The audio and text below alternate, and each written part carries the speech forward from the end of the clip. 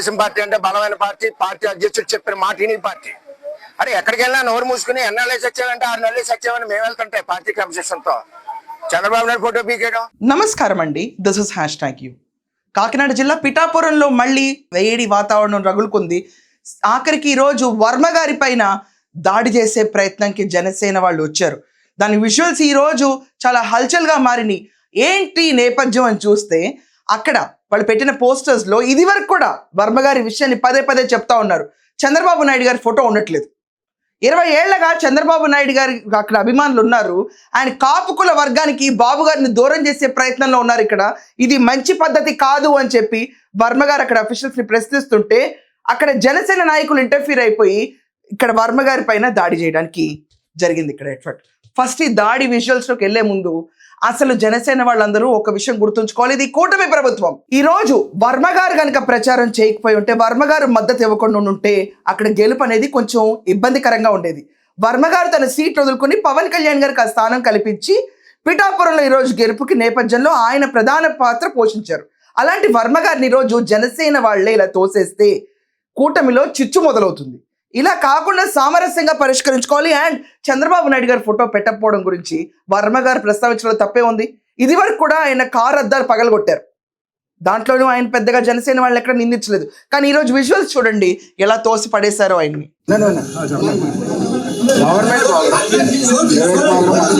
వర్మ గారు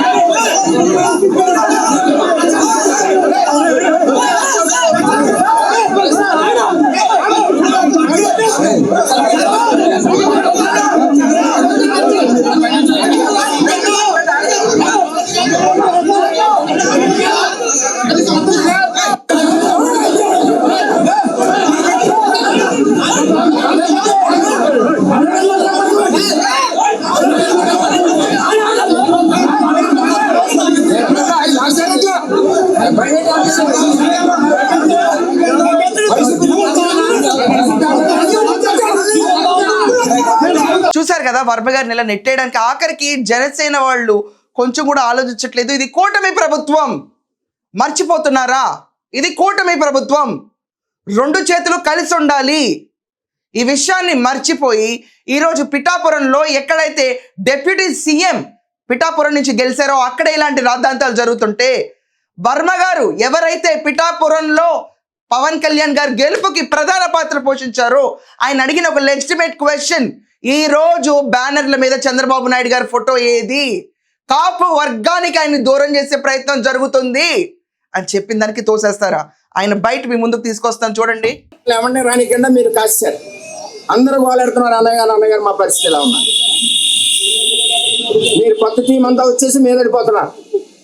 మాకు చేతగా కాదు, చాలా గట్టిగా మాకు గట్టిగా పడా కమిషనర్ గారితో సార్ మాట్లాడుతుంటే డైరెక్ట్ గా వాళ్ళంతా పడా కమిషనర్ చెప్పాడు, తప్పు అయిపోయిందండి, పొరపాటు అయిపోయిందండి, నేను చూడలేదని. గొడవ అక్కడితో అయిపోయాను. వాళ్ళు వచ్చి నెట్టేసి ఇప్పుడు ప్రోటోకాల్ లేకపోతే పడా కమిషనర్ తప్పింది చెప్తాడు. సారీ చెప్పాల్సిన పనే వచ్చింది, గబగబా తీసేవలసిన పనే వచ్చింది.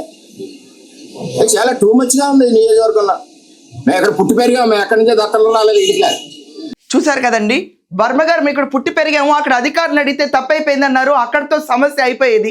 కానీ జనసేన వాళ్ళు వచ్చి మీద అడిపోయి తోసేస్తున్నారు మమ్మల్ని, ఇదెక్కడ సాంప్రదాయం అన్నారు. అండ్ ఇంకా ఆయన బైట్స్ లో క్లియర్ గా చెప్పారు, కాపుకుల వర్గానికి చంద్రబాబు నాయుడు గారిని దూరం చేసే ప్రయత్నం చేస్తున్నారు అందరూ అని చెప్పి. ఏ రకంగా చూడాలి ఈరోజు? వర్మ గారు యాక్టివ్ పార్టిసిపెంట్, వర్మ గారు టీడీపీ కంచుకోటగా నుంచున్నారు. వర్మ గారికి యాక్చువల్లీ చెప్పాలంటే ఆయన సీట్ త్యాగం చేశారు. ఆయన్ని గుర్తించకుండా ఈరోజు జనసేన టీడీపీ మధ్యలో ఇలాంటి వాగ్వివాదం తోపులాట జరిగితే మర్యాదేనా? చెప్పండి ఒపీనియన్స్లో మీ కమెంట్ ఏంటో. ఎవరిది కరెక్ట్ ఎవరిది రాంగ్ ఖచ్చితంగా ఒపీనియన్స్లో కమెంట్ రాయండి. That's all for now. Thank you.